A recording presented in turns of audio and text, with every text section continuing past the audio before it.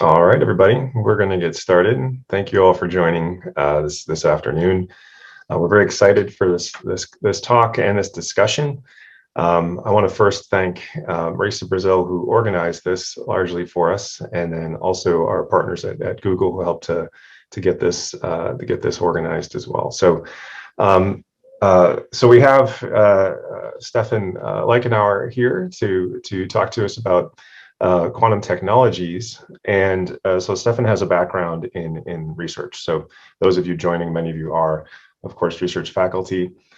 Stefan was at Berkeley and Caltech, and then most recently Alphabet, where he was lead engineer for those that are aware. Alphabet, of course, the parent company of Google and its subsidiaries. So you're not here to listen to me. I'm just going to hand it right over to Stefan so we can get started. Great. Thank you, Sean, and thanks everyone for coming today. Let me share my presentation so we can get going. All right, fantastic. So hopefully someone will let me know if I cannot be heard or anything like that during the presentation. Yeah, so today I'm going to talk about quantum technologies. The title of my talk, Quantum Tech Coming Soon. So there are lots of ways in which quantum technology is already here or is about to be here. And there are different aspects of quantum technology, which I'll explain, including more than just quantum computing.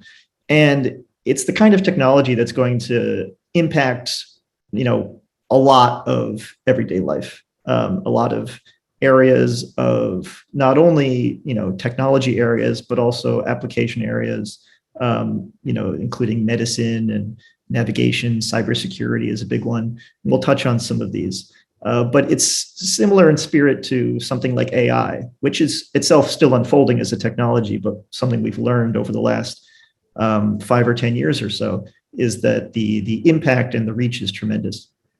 And so a couple of themes I'll mention that you could maybe pay attention to and think about while I'm going through this presentation are the breadth of the technology, both in terms of the kinds of what quantum technology means, but also the application areas, and how, because of the vast reach of this technology and the fact that it's rapidly developing, and there's an ecosystem including universities as well as companies in the commercial sector as well as governments forming and being formed and being formed in order to develop and pursue this technology, and getting involved even at the level of just understanding what's coming, so that you can recognize it and know to use it and have some understanding of how the world works really, or how the world is going to work. That's great, but also developing this technology is going to require the input and the work of a lot of people. Junior people, senior people. Developing the quantum workforce is a big project for the world over the next several years, and that's kind of another theme of this presentation. So with that, let me just jump right in. So zooming out a little bit, what do I mean when I say quantum technology? What are the 3 pillars of quantum technologies? And I think these are common, buckets. I call them pillars. Sometimes I call them buckets that you can put quantum technology into. I think most people would agree that these are the right buckets. So quantum computing, this is one that gets the most press, and it's because quantum computers, it's a new kind of computing that can do things that an ordinary computer cannot do, solve new kinds of problems. It's sort of like if you imagine, on your scientific calculator where you have add, subtract, multiply, divide, exponent, things like that, all those buttons. A quantum computer would have extra buttons that could not be built out of the existing buttons in simple ways. It's a new kinds of operations that let you do new kinds of things and solve problems in ways you couldn't solve them before. Very exciting. But there are other aspects of quantum technologies that are just as exciting and less talked about. And so I'll spend some time today talking about all 3 of these. Quantum sensing is using the same kind of technology as you would in quantum computing, the same kind of underlying principles, the same kinds of hardware, but built in a different way. Rather than building it to do computation, logical things, logical operations, you build it to make a better detector of things, like the most sensitive magnetic field detector you can make, or a extremely sensitive inertial kind of unit, like a gyroscope, something that where you can tell your acceleration with an extremely high degree of accuracy, things like that. And then finally, quantum communications. There are a couple of things you could put in this bucket. Some of them are more quantum, some of them are less quantum, but it's basically about connecting together quantum devices in a way that preserves the quantum nature is part of it. Things like a quantum internet that may exist in the future. But there are other aspects of it that are also important today. So let's dive in. And I'll start with kind of a historical view or a timeline kind of view. It's useful to think about quantum technologies in terms of, or the progress in quantum over the last 100 years or so. Quantum is now more than 100 years old, depending on when you decide to trace it back, maybe 120 years old, more or less, at this point. And thinking of it in kind of three stages of development. The first quantum revolution back in the early 1900s, maybe the first half of the 20th century, back when the world was black and white, and all the people, there's a bunch of people wearing nice suits, scientists wearing nice suits, holding conferences and figuring things out. And that's where quantum mechanics really began, and that's where the basic principles were laid out. And most of the understanding of the foundations happened in the first half of the 20th century, really the first quarter, for the most part. And the second quantum revolution is many devices that are based on quantum mechanics that already exist today. Things like transistors, the MRI, lasers, all of these things exist because of quantum mechanics. And then you could call those quantum technologies already if you wanted to, but that's not what people mean when they say quantum technologies these days. When people say quantum technologies these days, they're referring to the technologies that are being developed now in what you might call the third quantum revolution, which is currently happening. And this is where the technology is developing to take into account, or to take advantage of the more the more somewhat esoteric or the more advanced aspects of quantum mechanics, things like entanglement, and really leverage those things to do very interesting applications. So just a brief briefly into the history a little bit. Just I sort of can't resist. The physicist in me has to talk about this. Quantum mechanics really got its start back in around the turn of the century in something called the ultraviolet catastrophe, which was a theoretical problem, which would have said that when it came to the energy in light, say coming out of light being emitted at some temperature, like out of a light bulb, it would have said that there was an infinite amount of energy coming out or being stored, or in this sort of high frequency, small wavelength parts of the light. And this was a theoretical problem. It was just clearly not true that there was an infinite amount of energy sitting around there.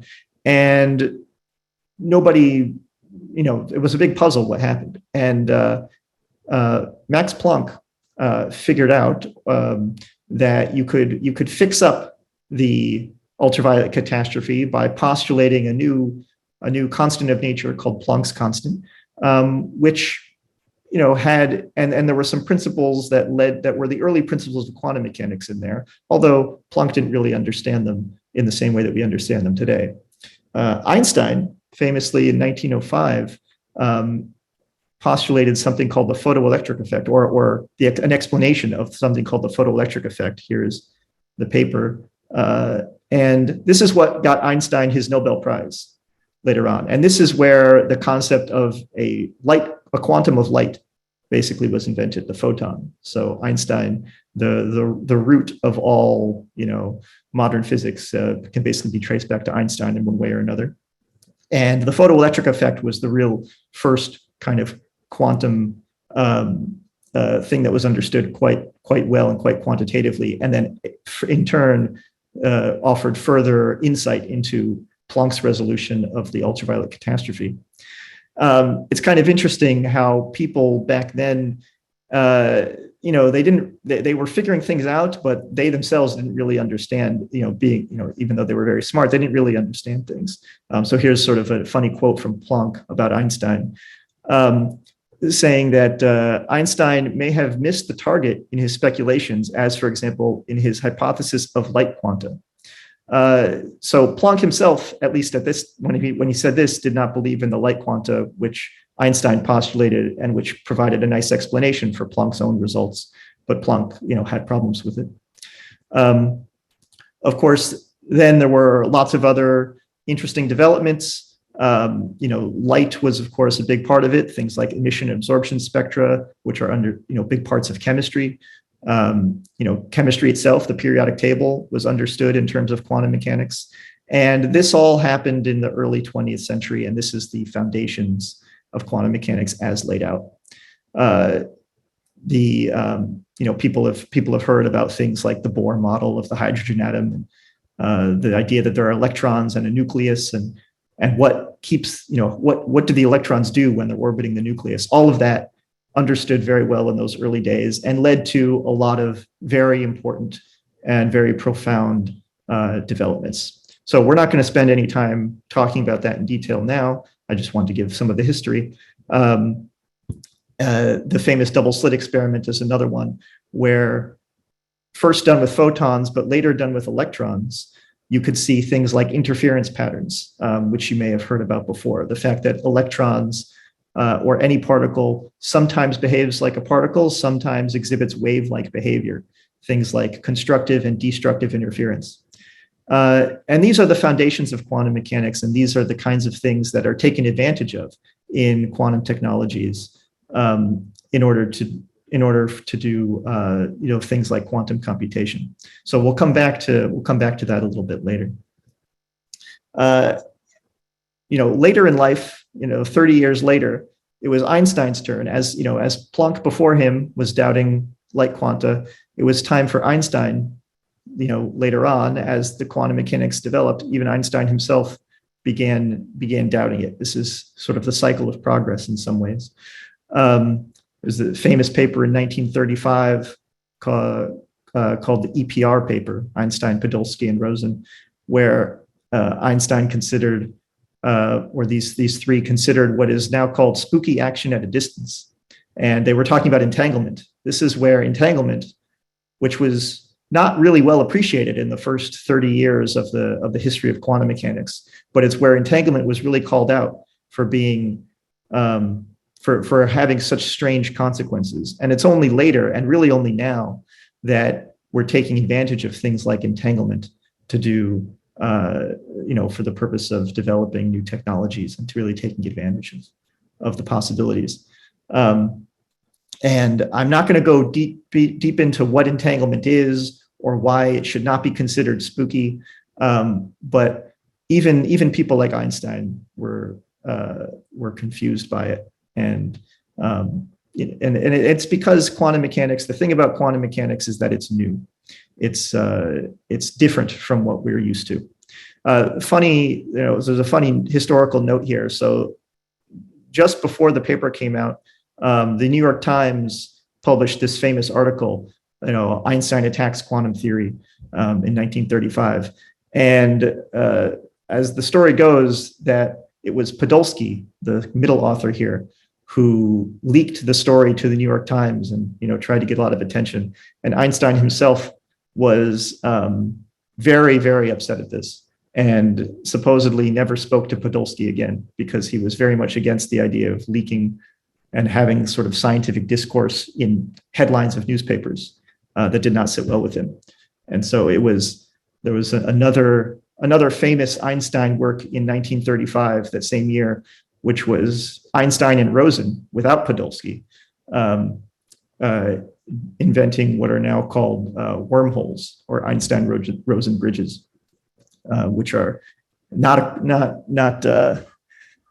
At the time, they thought it was not about quantum mechanics. It was a different subject, although now we realize there's actually a deep connection between those two ideas. But I think, I don't know, it seems like Podolsky was booted out of the collaboration, perhaps. Interesting kind of history there. So that was the first quantum revolution.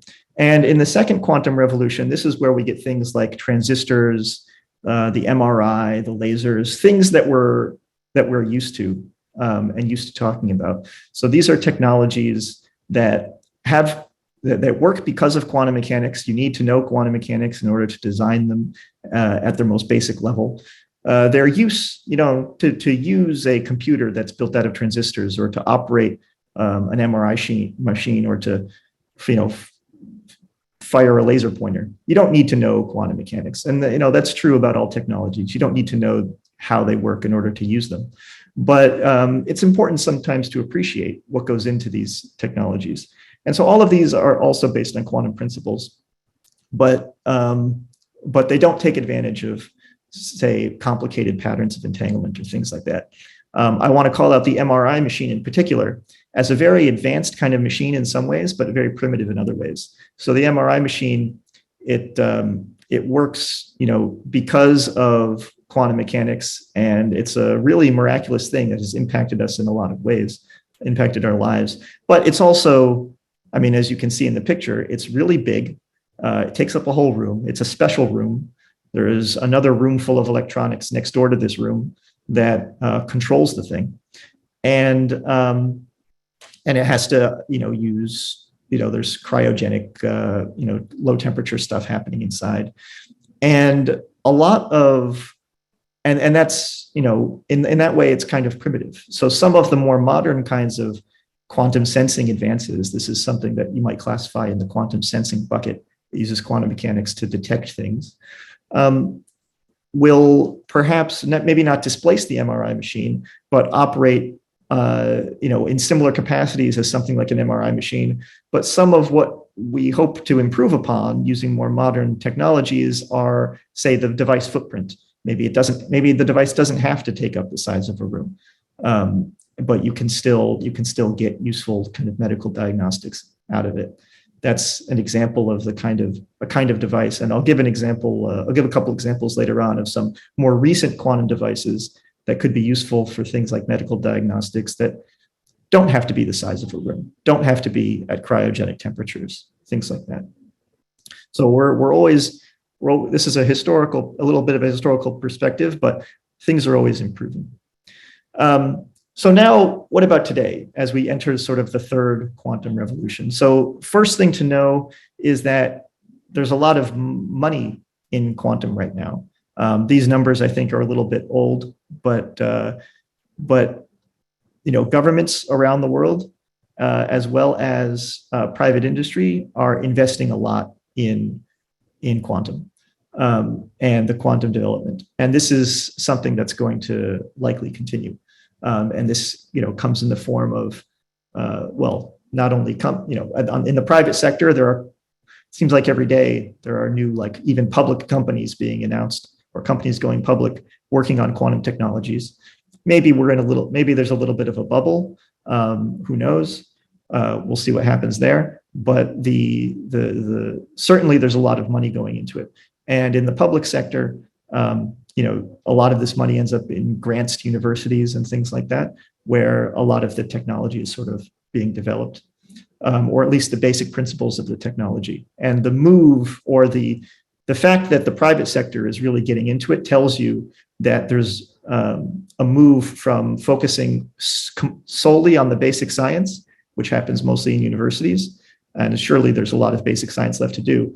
But the fact that the private sector gets more and more involved every day is a signal. It's the market telling you that actually there are many of the fundamental science problems are solved or close to being solved, and there's some more engineering and scaling things that need to be done that can and productizing that can be handled by the private sector. It's kind of interesting to compare the quantum investment to the AI investment. And if you think about the where quantum is and where AI was back in 2013, you might try to draw parallels from the technological maturity point of view, as AI was just getting started. Now quantum, or at least the latest third revolution of quantum, is just getting started. But the overall investment in quantum right now is much higher than it used to be in AI. Of course, now AI is really big. So now let me go into some of these areas, the three pillars. We'll start with computing. And computing, there are sort of several slides to go through, but I won't spend too much time, or I'll try not to spend too much time on computing, since that's the one that gets most attention anyway. But some of the information out there about computing, quantum computing, is not, sometimes the message gets muddled a little bit. So I'll try to give my view, or sort of maybe a slightly more sober view than people sometimes give. So first, it's important to understand what I mentioned, that the way quantum computing works, or the way quantum technologies work, it's different than classical technologies. You sort of have extra buttons on your calculator, right? Things that you couldn't do before. And it's very easy. I'm not going to try and be super technical in this talk. I will say now, and I'll say it again later, that at some point you have to get very technical if you want to understand this stuff. You need to talk in, like, using the language of math. There's just no other way to do it. Every time somebody tries to use language that's not math in order to describe what's happening in quantum mechanics and quantum technologies and anything like that, inevitably something is lost, something is missing. This is just a problem with language. This is why math is so useful in the first place, is because it is kind of the right language to talk about things. And if you're not using that language, then it's just some things are going to be lost in translation. So we'll try our best without the math. But for those of you who are students, especially, please know that you do have to get into the math in order to really understand what's happening. And it's not the hardest math in the world. But it is a requirement. But the building blocks of a quantum computer, and in many ways these are the building blocks of all quantum technologies, are qubits. Okay, so the interesting thing about a qubit, or you can compare a qubit to a bit. Okay, what is a bit? A bit is the 0 or 1 in an ordinary computer, and the way a 0 or 1 is stored is, say, on a capacitor, which has like a positive side and a negative side when it's charged. It can basically be in two possible states: 0, say if there's no charge, or if there's some excess positive charge, say on the positive plate, then there's charge is present, the capacitor is charged, and we call that 1. We give that a label. So we've got a physical system, in this case a capacitor, and we've identified two possible states of that capacitor, 0 or 1. And then depending on the patterns of zeros and ones in millions and millions of capacitors, we could do things with that. The charge keeps track of information for us and lets us do fun things. A qubit, on the other hand, the other thing that's interesting about the classical bit is that you may have many capacitors giving you many bits, but each capacitor itself is made up of many, many small parts. There are millions of electrons stored in a single capacitor when it's in the 1 state. That's kind of interesting. It's not like a single particle. It's many, many particles together. So a qubit is different. So a qubit, like the bit, the qubit is a physical system. In this case, it's not something as, it's not made up of sometimes it can be made up of many things, but usually it's much simpler. It's perhaps like a single atom. But you identify two states that it can be in, and you again label them 0 and 1. But there are many more possibilities in quantum mechanics, and those possibilities, this is something that people don't normally talk about in lay explanations, but those possibilities can be represented by this sphere, by the surface of the sphere. So 0 is, say, the arrow pointing up. The arrow can point to any direction on the sphere, and 1 maybe is the arrow pointing down. Those are two possible states. but there are many other possibilities that for the qubit. The qubit could be in this other state, pointing in some other direction on the sphere.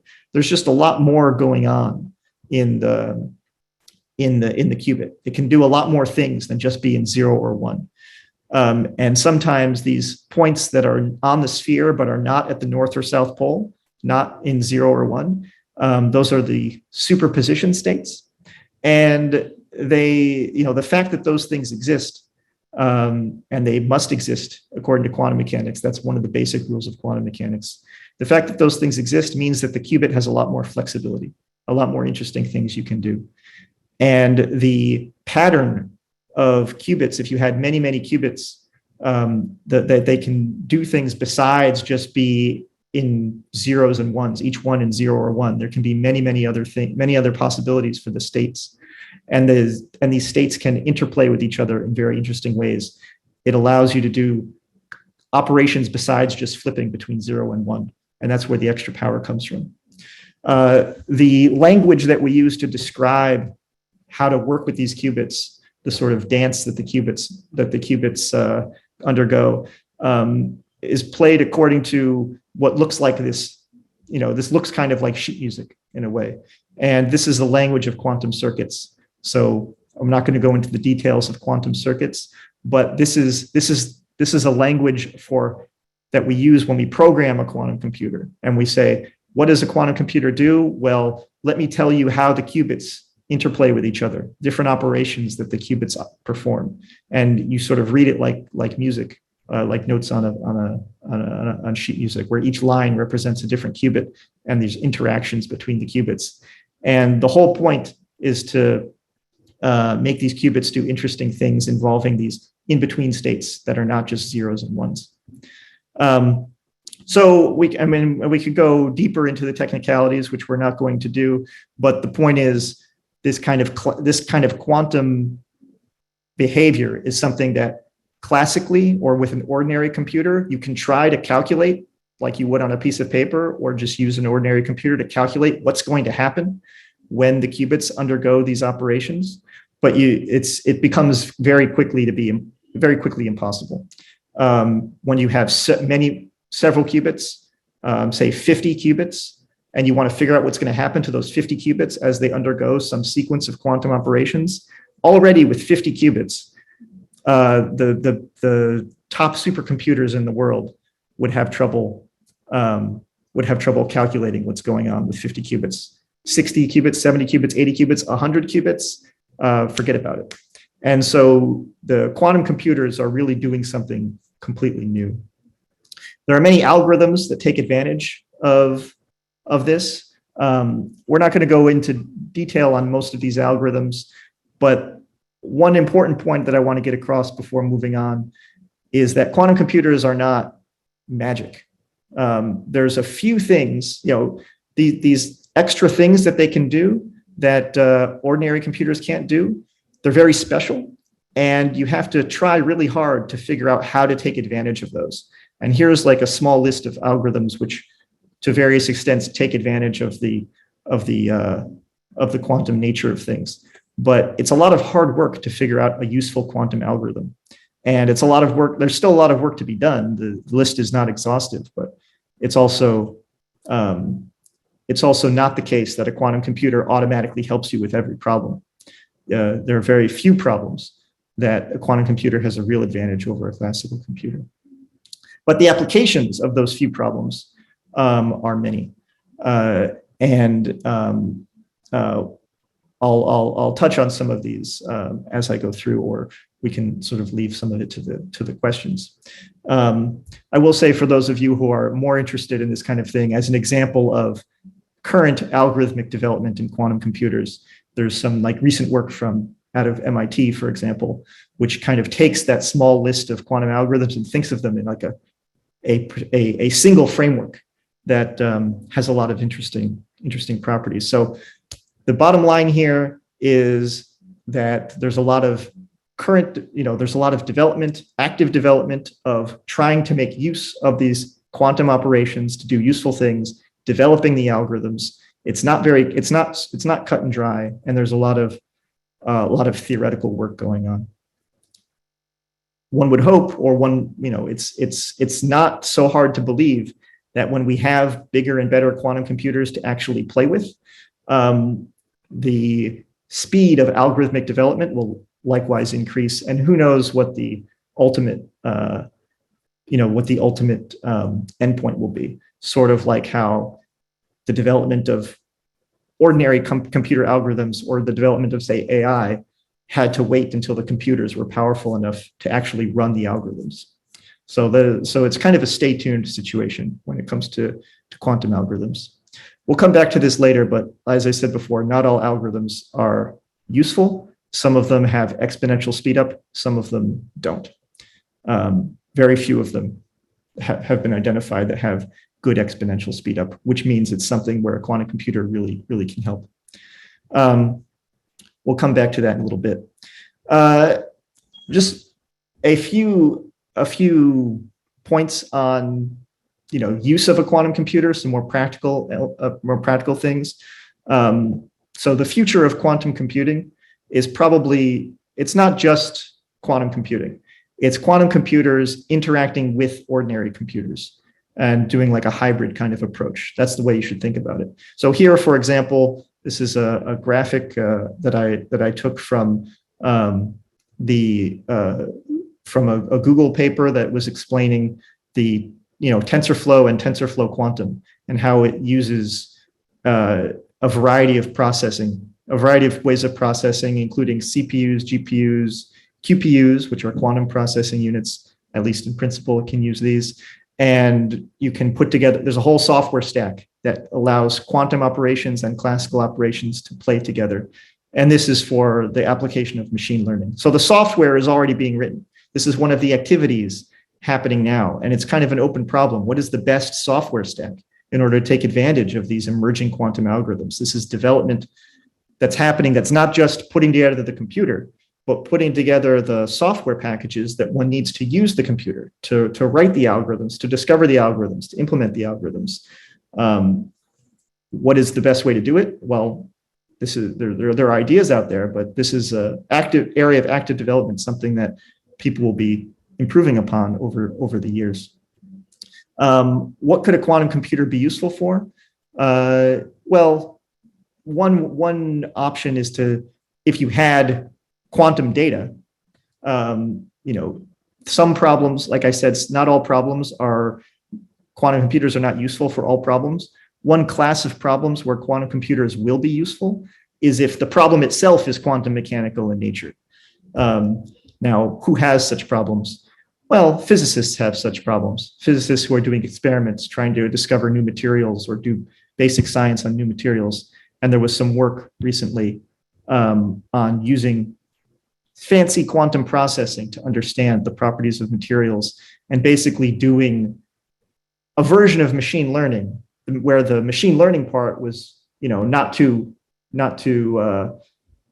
complex, but if you could have quantum ingredients or quantum processing in order to try and understand these quantum materials, and then you put a little bit of simple machine learning on top of that, then you could really understand in some interesting way, using the power of entanglement and entangled measurements and probing your system in a way that involved harnessing the power of entanglement.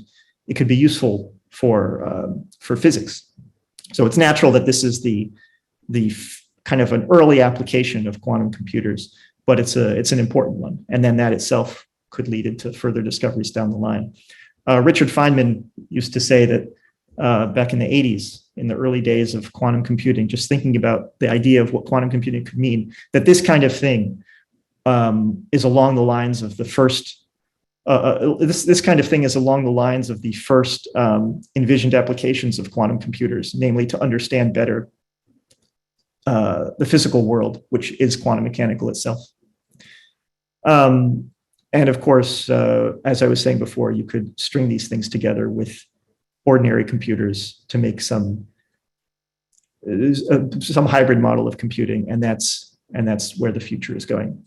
So I'm not going to spend a lot of time talking about the different kinds of technologies or all the different companies that are working on that are working on quantum computing, but there are many.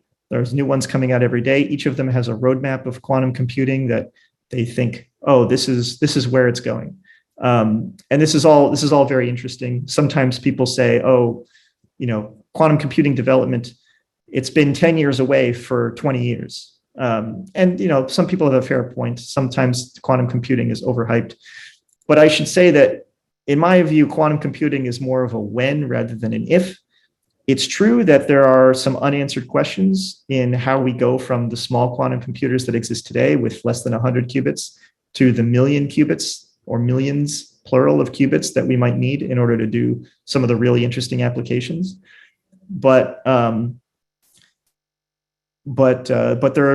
don't appear to be any kind of fundamental obstacles to solving those problems. And the advancement, when it happens, it'll likely happen in fits and starts, right? It's not going to just progress linearly. All of a sudden, before you know it, there's going to be once we get to thousands of qubits, going from thousands of qubits to, say, tens of thousands or hundreds of thousands of qubits might happen much faster than getting to thousands of qubits. And I'm not just saying that. There are reasons for that. It has to do with error correction on quantum computing. Once you've tackled the problem of error correction, which you can do at the level of, say, 1,000 to 10,000 qubits, scaling up from there, it's a different set of problems, but in some ways it might be an easier set of problems to solve. So it's hard to predict, but it may surprise us, the development of quantum computing in the future. And as I've mentioned, there are many, many, many companies getting into this, which sort of, it's a sociological argument for the fact that this is coming. If anyone wants to ask me at the end about some of the actual technologies or some of what's going on, please feel free. But for now we'll move on to some of the other areas. So sensing. All right. So computing, we took care of computing. Now let's talk about these other areas which don't get as much attention. So let me say again what quantum sensing is. So the reason why quantum computing is so difficult is because these qubits, these little, very tiny, sensitive, or these tiny units of quantum information that you try to put together to do computing, they're very sensitive. You have to shield them very strongly in order to prevent them. Even one stray photon, if it hits your quantum computer in the wrong way, could just ruin the whole computation. And eliminating all of that noise is a big struggle. And that's why engineering a quantum computer is very hard. It's sort of the hardest thing you can do within quantum technologies. A scale, once you've made a scaled quantum computer, it means you can do pretty much anything you want as far as the technology is concerned, because you've solved so many problems along the way. But if you have a different objective, like quantum sensing, the path forward is much easier. So quantum sensing is kind of taking this, it's turning a bug into a feature almost. The fact that the qubits are extremely sensitive to the environment is now a good thing. Before, you had to shield them from the environment if you were trying to do quantum computing, but for quantum sensing, you have to still take some care, but you actually want them to feel what's going on in the environment, and you use that as a way to tell what's happening in the outside world. And so and that's what, in kind of a little bit of a hand wavy way, that's kind of a motivation behind thinking that quantum sensors might be a good idea. And there are examples of this, because it's the kind of thing that, does not require that you solve all the problems you would need to solve to build a computer. It's a much more near-term technology. So this is one of the main messages that I wanted to give today. It's a much more near-term technology. There are also quantum sensing companies out there that don't get as much attention as the quantum computing ones. And there are quantum sensing devices that are being developed, and third revolution quantum sensing devices that are either on the market or could be on the market very soon, that are not taking maximal advantage of things like entanglement, but they will eventually. But even on the way there, there are interesting things you can do even at today's level of quantum technology. 10 years from now, at the same time that you have big scaled quantum computers, you'll be doing even more amazing things on the sensing side. But along the way, there's an interesting path to progression. So here's an example. This is this nice medieval torture device.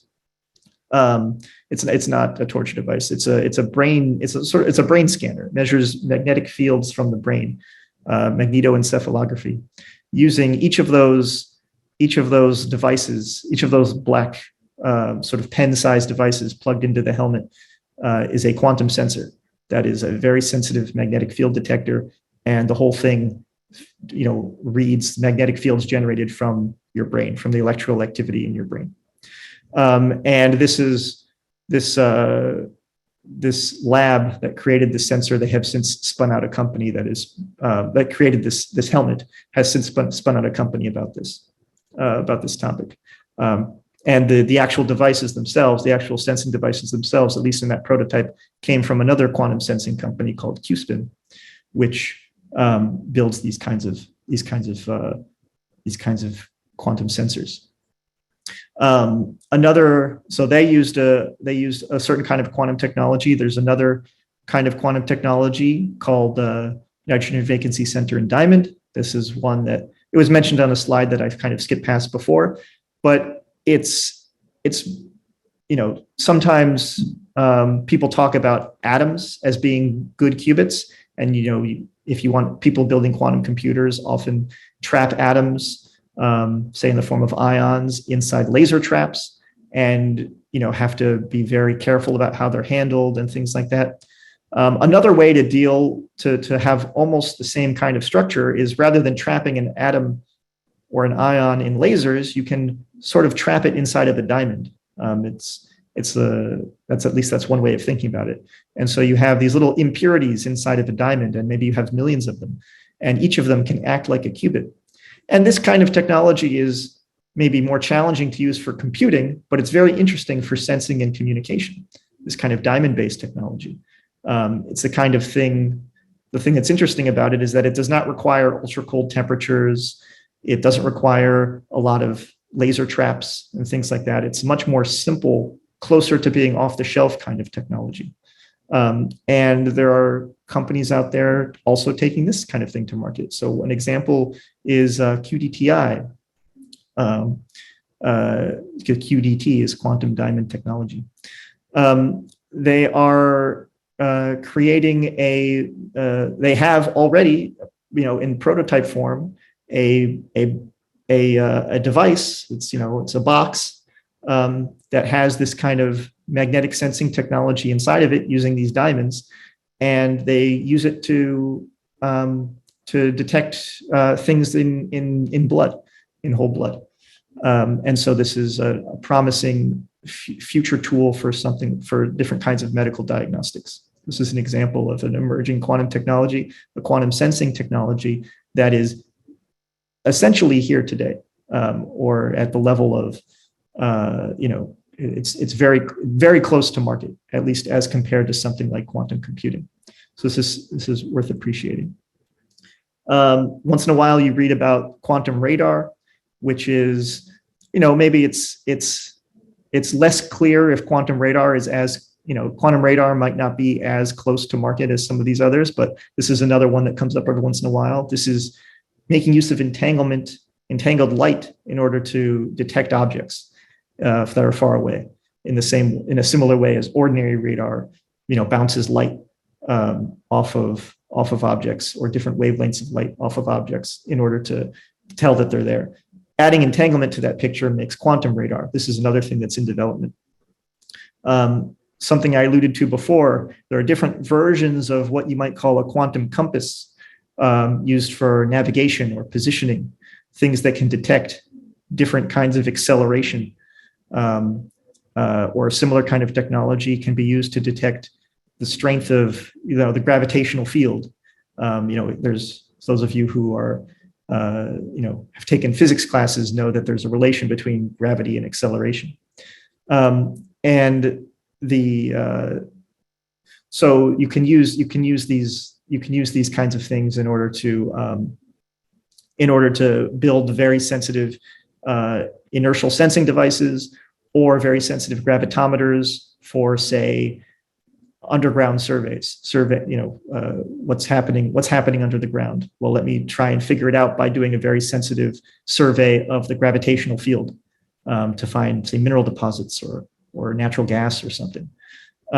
This is a very promising technology. Again, it's something that you don't hear about all the time, but it's happening right now. There are devices out there right now that are, at least in the prototype level, working on these things using quantum principles like interference and so on. So now that's sensing. Let's move on to communication. And this will be sort of the last section, and then we'll stop for questions in a few minutes. So this one is kind of interesting. There's 2 points to make here. One is coming back to this idea of quantum computers, and I can't give a talk about quantum technologies without mentioning this. But let's say you believe that quantum computers are coming, and this is what I'm about to say is even true, even if you have doubts about whether quantum computers are coming or not. But the fact is that quantum computers are a problem for cybersecurity. And this has to do with one of those algorithms on the very small list of algorithms that is known and was discovered in the mid-90s that uses quantum computers. The problem is that there's an algorithm that has an exponential advantage when run on quantum computers that you can use to break modern cybersecurity crypto schemes. Without going into the details, basically public key cryptography as implemented today depends on the fact that certain things are hard to do. And those things indeed are hard to do with ordinary computers, but not so hard with quantum computers. And this is because of this exponential advantage with this algorithm. And it's kind of didn't have to be this way, but as history unfolded, it turned out that we based a lot of our cybersecurity on these issues, which quantum computers happen to be able to attack. It's a little bit coincidental, but that's the way it is. So the Shor's algorithm, there's kind of Aquaman attacking Superman here, and Shor's algorithm spells trouble for RSA.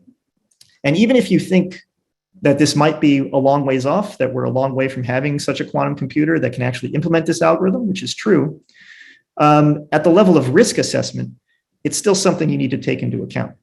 And there are a couple of ways to address this risk. One is with post-quantum cryptography, which is kind of an area that's adjacent to quantum technologies, but it's worth mentioning. It just means redo your conventional cryptography. Doesn't involve quantum at all, but don't make use of algorithms which have this quantum weakness. This is something that could have been done a long time ago, but there was no reason to do it because we thought we were okay. Another thing you could try to do is quantum cryptography. The naming here is a little bit confusing. With schemes such as quantum key distribution, this is actually using quantum technologies, using entanglement, using superposition in order to generate kind of, secure keys that you can then use for cryptographic purposes, things like that. And there are pros and cons to each sort of approach. It's worth mentioning that post-quantum cryptography is an area under extremely active development right now. There's a standardization process happening, and actually later this month, keep an eye out for it in the news. We expect that that there will be some first schemes. This standardization process has been happening for multiple years now, and steps toward actual final standards are going to be taken later this month. So keep an eye out for that. And then it'll be, there's plans being put in place for years worth of upgrades, cryptography upgrades that take into account this issue. Something like QKD, quantum key distribution, uses entanglement or other principles of quantum mechanics in order to avoid this issue entirely. And the claim is that one can have security based on the principles of quantum mechanics, not based on the fact that it's hard to accomplish some task using an ordinary computer or a quantum computer. Just that if we believe that quantum mechanics is true, which of course we do, then there should be there's some security guarantees because of some clever uses of things like entanglement and superposition. And of course, there's a debate over exactly how useful this is, but it's worth understanding and knowing. And the most interesting thing about it, though, perhaps, is that the same kind of technology that you would use for something like quantum key distribution also happens to be the basis of technology you would use to make a quantum internet. And this is the kind of thing you would need in order to connect together quantum computers. Really, when you want to run some of these very sophisticated quantum algorithms that take millions of qubits, when you have rather than have a single gigantic computer, maybe the right way to think about it is many smaller computers connected together. And connecting those computers together, whether they're in the same building or not, you can think of as like a quantum internet. And so working on aspects of the quantum internet or quantum or the connections between quantum computers is another aspect of quantum technology that's very important, and of course has overlap with this other QKD, which has a different motivation. So that's kind of quantum communications. I'll just end by saying, it's kind of reminds us of, it might remind you a little bit of the early days of the ordinary internet, where various nodes between like universities and government labs and so on were set up that created what is now known as the internet. And a similar thing will happen in the next few years as different kinds of channels, there's going to be a setup of different quantum communication nodes. So I'll conclude by just mentioning that, again, there's lots of opportunities here, lots of activity happening, public sector and private sector. This is not even a complete list of companies that are involved. There's an impact in all kinds of areas, both on the computing side, but also like the sensing and communication. And all of these areas are going to need people to work on them. There's, beyond like the domain expertise that you would need in each of these areas, there's going to have to be, in the same way that in addition to whatever domain you want to work in, you should also learn AI and ML because there will be applications of AI to that domain. The same is going to be true for quantum. So you've got your domain expertise, but then there's also the basic understanding of quantum contained in some of these other STEM disciplines that the workforce will be needing. All right, so I'll stop there. Thank you so much, and I think we have a few minutes for questions. Indeed we do. Thank you so much, Stefan. I would like to invite anybody who would be interested in asking a question. You can, if you don't feel comfortable raising your hand, please go ahead and include that in the chat box. And we'll go ahead and start with Drew Brown. Drew, would you like to unmute yourself? Sure, thank you. Okay, I can start my video as well, it looks like. Thank you. So my question is a little bit around what we should be doing to help the public when it comes to quantum. The public already understands so little about the world, and now they're going to have increasingly approaching their lives things that appear magic. But any thoughts on what we should be doing to help the general public to prepare for the existence of quantum devices happening around them? Yeah. I mean, that's a good question. I think, myself, my first reaction to this, and something that I'm I'm trying to get involved in as well, is to try and provide some kind of, basic level of like education and understanding so that it doesn't seem like magic. So I guess the first point is that you don't need to understand quantum in order to be like an ultimate end user. If you want to like help develop, then yes. But to be an ultimate end user, you don't need to understand. But for things like, policymakers, for instance, are going to have some kind of understanding, and voters should have some understanding of things when they're. And so this is a problem that AI has and a problem that quantum has. Both of them have this reputation, or it's this sort of sense of being magical and solving all problems. And we don't understand what's happening on the inside. These are all things that get repeated about all of these subjects. And it's not, the truth is like very, very like nuanced. And so I think, trying not to overhype things is a big first step, and having more kind of public facing education things that people can access, having quantum be something that's not just some class that you take in the physics department, but a thing that is trying to change the narrative that it's actually accessible, right? Don't feed in the reputation that it's inaccessible. I think that's like the first step. We had somebody ask if these slides will be available. Stefan, is that something you're okay with, or should we're going to share we'll have the recording available. Yeah, so the recording will be available. I'm not sure about the slides. The recording is fine, but the slides, maybe we can get to that offline or something. Sure. Check. Thanks. I've received a couple of direct message questions that I can try to answer.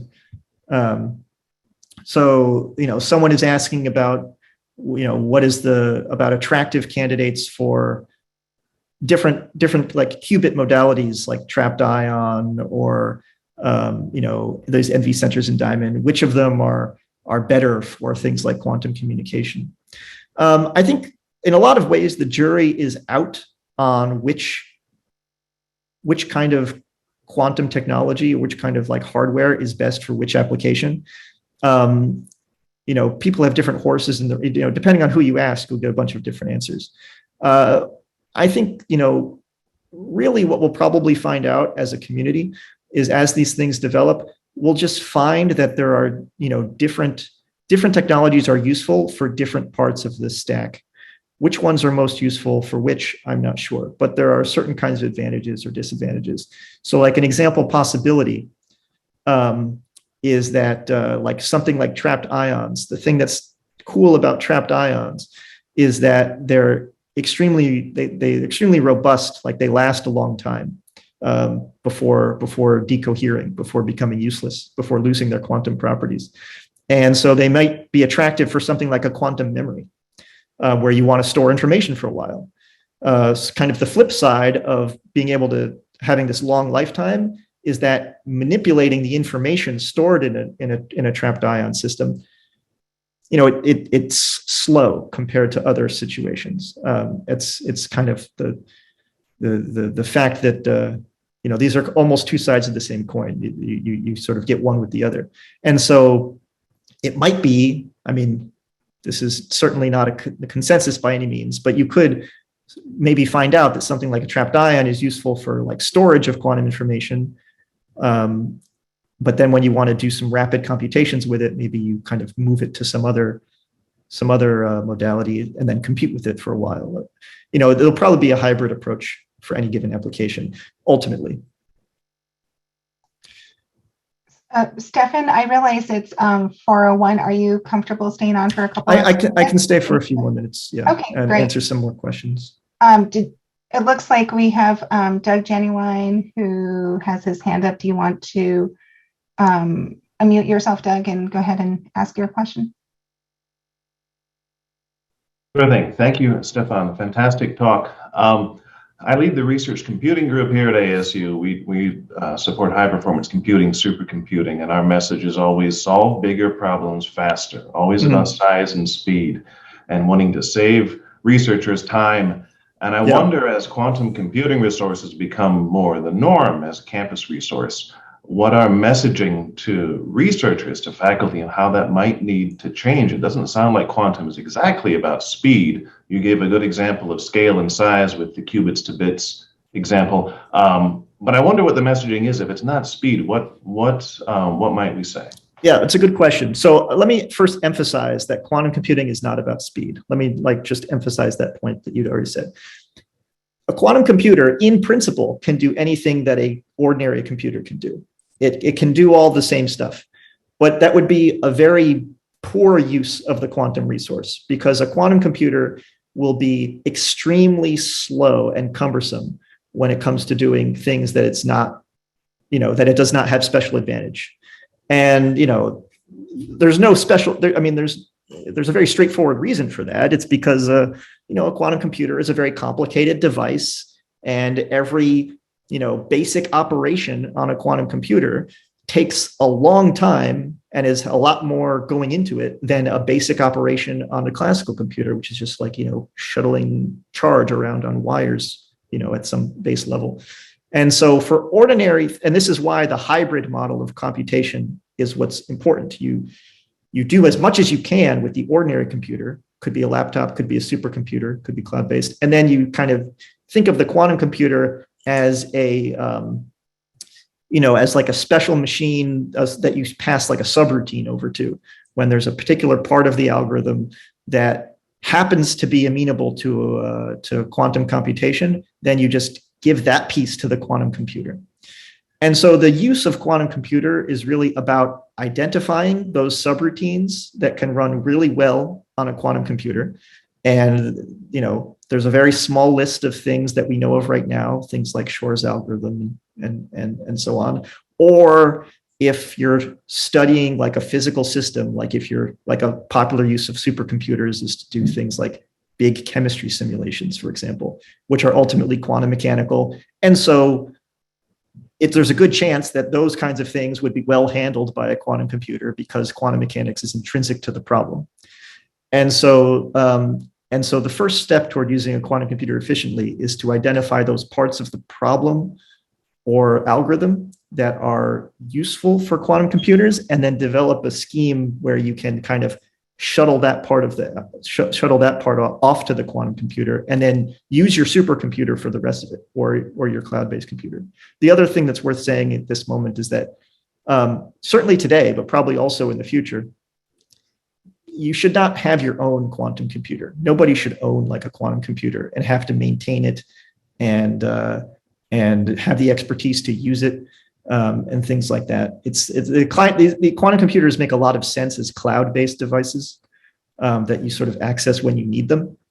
But I think very few people would probably want to have their own quantum computer, at least for the foreseeable future. Who knows? 100 years from now, who knows? But I think for the foreseeable future, that's the way it'll be. Stefan, I received a question in chat. What is the advantage of quantum internet? So quantum internet, for the same reason that quantum computers should not be used for ordinary things, you should not use a quantum internet for things you would use the ordinary internet for. The quantum internet is really useful for two things. One is maybe, and this is kind of a big, there's lots of asterisks here, maybe you could use it for different kinds of secure communication. If you cared a lot about security, a quantum internet may come with security guarantees when you want to send information to your friend. But there's a lot going on underneath the surface in that question. But the other thing the quantum internet is good for is transmitting quantum information.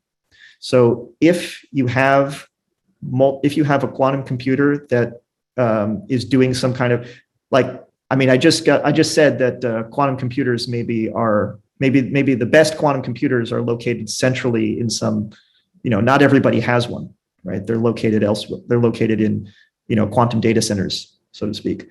But maybe you have locally, say in your university lab, some quantum sensor or that you want to, that sensor is collecting information, collecting quantum information from the world, but it needs to be processed on a quantum computer. Then you would have to transmit that information somehow to the quantum computer, whether it's in the same room as the quantum sensor or across the country. There has to be some kind of information transfer, and it has to be quantum mechanical in nature, like the whole way. You cannot go from quantum to non-quantum and then back to quantum. That ruins everything. And so that's what you would use the quantum internet for, is to transmit that kind of quantum information, say from sensor to computer or between computers, things like that. That's something like a quantum internet that's more than just connecting things together in one room, like a quantum internet, like across the country. That's a far future kind of quantum technology. That's not the kind of thing that's going to be happening tomorrow, but it's interesting to imagine. I appreciate that. I hadn't actually heard that stated plainly in terms of the need for transmitting, that way, and not ruining it all, as you said. So, you've been generous with your time. We greatly appreciate it, and we can let you go for now. But I've been getting messages the entire time. Everyone really appreciates the presentation and how you spell things out. It's been super informative. So thank you for that. And you're always welcome back. We'd love to have you back sometime in the future. But for now, thank you very much, and we greatly appreciate it. Great. Well, thank you for having me, and thank you everyone for coming. I hope it was good. Absolutely.